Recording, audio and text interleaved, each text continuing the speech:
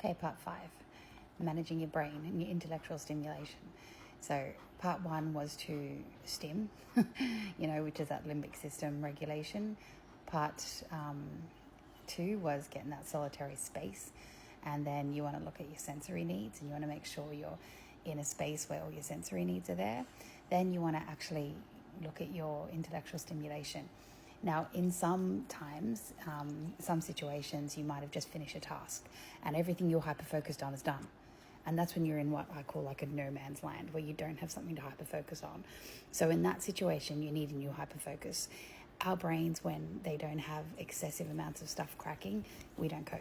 The neurodivergent brain needs to be busy. Any traumatized brain needs to be busy. So you're going to need a hyper-focus, new topic, new interest, new whatever. But that will keep you safe. Hyper-focus keeps you safe.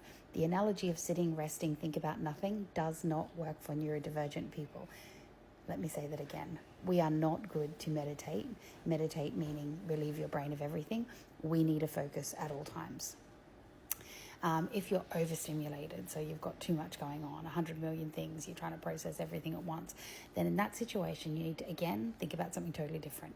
Something that provides you serotonin, like doom scrolling Facebook or having a chat with random people that don't engage with your life. They're not related to work. They're just whatever on Facebook or social media of some form.